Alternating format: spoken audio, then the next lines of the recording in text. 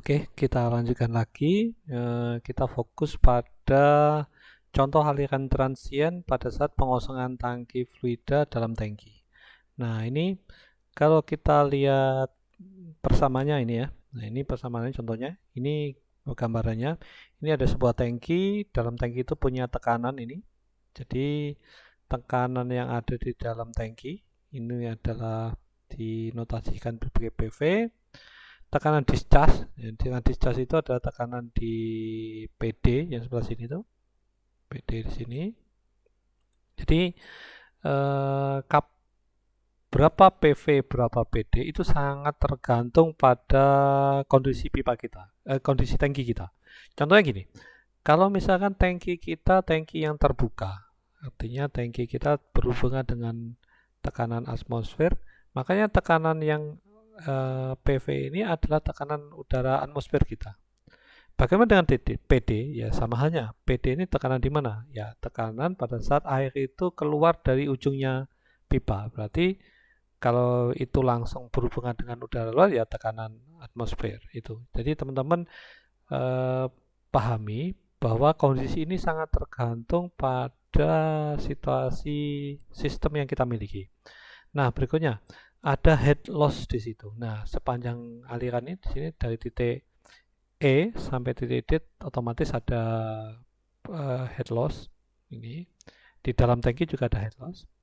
Terus dengan juga pendekatan ini penampang pipa discharge-nya seragam. Jadi misalkan dari sini 2 inch sampai sini juga 2 inch. Misalkan seperti itu. Nah, bagaimana pendekatan persamaannya? Misalnya seperti ini. Jadi gini, apa yang dimaksud persamaan ini? Persamaan ini maksudnya gini. Jadi energi yang ada di titik E ini akan sama dengan energi yang ada di titik D sebenarnya. Nah, ini hukum kekalahan energi.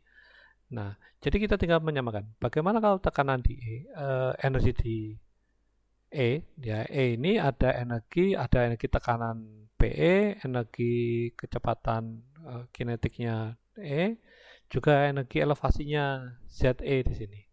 Nah, di D juga seperti itu. Tapi ingat, ada kehilangan energi sepanjang pipa alirannya. Makanya di sini ada HL di sini. Jadi berdasarkan hukum kontinuitas, teman-teman bisa memasukkan bahwa aliran yang mengalir di titik E akan sama dengan aliran yang ada di titik D. Nah, ini sebenarnya adalah mass flow rate. Jadi massa yang keluar di titik E akan sama dengan massa yang keluar di titik D. Makanya pada saat ini penampangnya sama, makanya kecepatan di E akan sama dengan kecepatan di D. Pada saat dicoret, makanya dapat kita ambil persamaan bahwa head loss itu akan sama dengan ini persamaan ini. Oke, di situ ingat ada faktor rho dan G ya. Dan HE dan HD teman-teman bisa lihat di sini. Jadi nanti teman-teman akan membuat sebuah acuan di manakah titik acuan datumnya. Nanti akan bisa menentukan berapa HE, berapa HD-nya di situ. Oke. Nah, ini setelah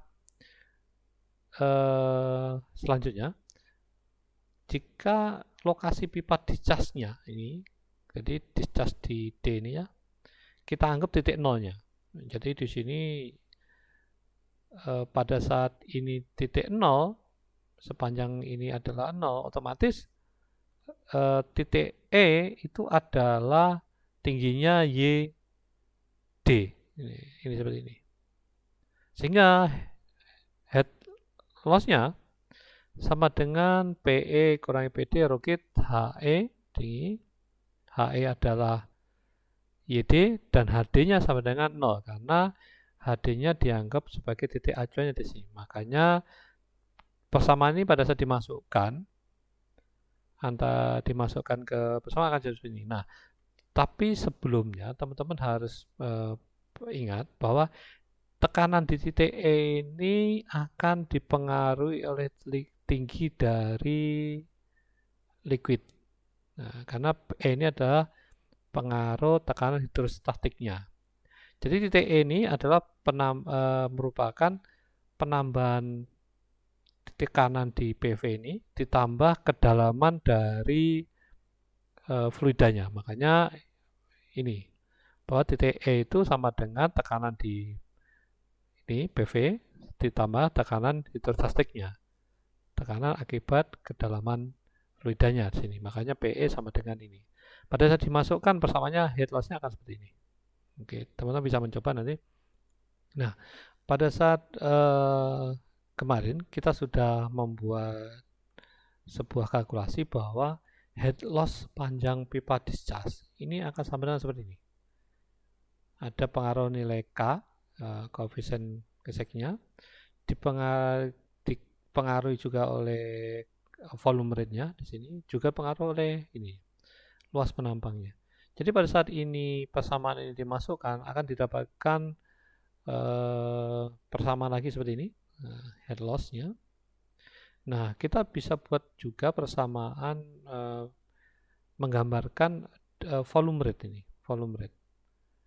Jadi volume rate atau debit yang merupakan perkalian antara kecepatan dikalikan luas penampang itu merupakan fungsi dari ketinggian fluida. Teman-teman ingat tadi pada saat kita melakukan kalkulasi dengan pipe flow expert bahwa pengaruh dari ketinggian fluida sangat mempengaruhi kecepatan fluida. Nah, kecepatan fluida akan mempengaruhi kapasitas dari alirannya seperti itu. Oke, terus berikutnya pada saat dimasukkan lagi, makanya akan ada kapasitas alirannya seperti ini. Akan dimasukkan bersama lagi, didapatkan integrasi, diintegrasikan bersama di slide sebelumnya seperti ini, karena ada perubahan pengaruh waktu di situ, waktu dan juga pengaruh dari tinggi dari liquid levelnya di sini. Makanya akan didapatkan persamaan akhir adalah seperti ini, bahwa waktu yang dibutuhkan untuk mencapai ketinggian fluida tertentu ini akan dipengaruhi oleh parameter-parameter berikut.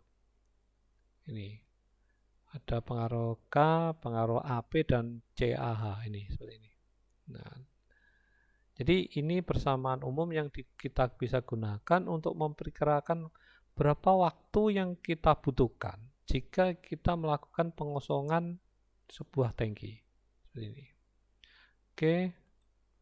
Nah, ini fokus jika pengosongan itu dilakukan hanya separuh dari kondisi awal. Jadi kondisi awal misalkan tadi kondisi awal ketinggian liquid levelnya 6 meter dan kita mau turunkan mencapai 3 meter. Nah, ini perhitungan seperti ini. Anda bisa memasukkan parameter-parameternya.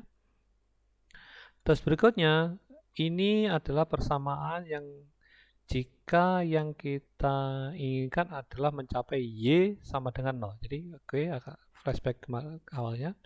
Jadi Y, ketinggian Y ini, kita adalah Y awal. Jadi ketinggian level kita sebenarnya adalah Y awal. Dan berikutnya kita menginginkan Y-nya itu setengah dari kondisi awal. Ini kan Y 0,5 kali Y awal. Nah, akan dilakukan bersama seperti itu. Tapi pada saat kita menginginkan liquid level itu dari kondisi awal sampai titik 0 di sini, maka akan ada persamaan ini, Y-nya adalah Y sama dengan, maka persamaannya akan berubah seperti itu. Nah, ini akan didapatkan bersama seperti ini. Oke, nah ini contohnya ini, kita melakukan studi kasus. Misalkan ada sebuah ini pipa atmosferik, nah, artinya pipa itu memiliki tekanan ini, tekanan atmosferik, tekanannya ada tekanan udara luar, dan dia memiliki diameternya 3 meter. Terus berisi 95% saja volumenya. Ini kondisi maksimal, 5% jadikan ruang kosong yang berisi udara. Nah, Anda diminta membuat sebuah kalkulasi berapa waktu yang dibutuhkan untuk bisa mencapai setengah dari kondisi awal. Ini kondisi awal. Dan berapa waktu yang dibutuhkan untuk menghabiskan volume itu sampai kondisi kosong. Ya, secara ilustrasi akan seperti ini. Ilustrasi seperti ini. Jadi contohnya ini. Jadi sebuah tangki tadi diameternya 3 meter, tingginya liquid levelnya ini 5 meter, dan posisi discharge-nya di sini terhadap pipa discharge di sini itu 2 meter dari bottom plate-nya tangki. Nah, di sini ada globe valve, ada gate valve, ada strainer, filter. Nah, Anda diminta untuk membuat kalkulasi berapa waktu yang dibutuhkan untuk melakukan pengusungan. Nah, ini ada piping materialnya pakai stainless, diameternya 2 inch, schedule 40, panjangnya ini dianggap dari sini sampai sini itu 25 meter. Nah, apa yang harus Anda lakukan? Pertama, Anda harus melakukan kalkulasi ini. Rumusnya sebenarnya ini. Pada saat saya mau melakukan pengosongan, rumusnya adalah ini.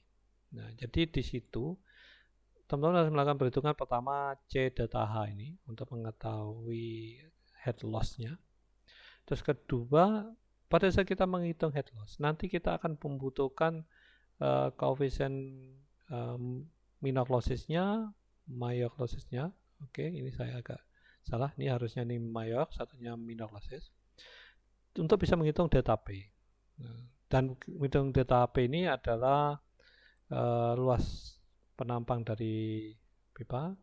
Dan baru berikutnya teman-teman bisa melakukan waktu yang dibutuhkan untuk pengosongan. Silahkan dicoba.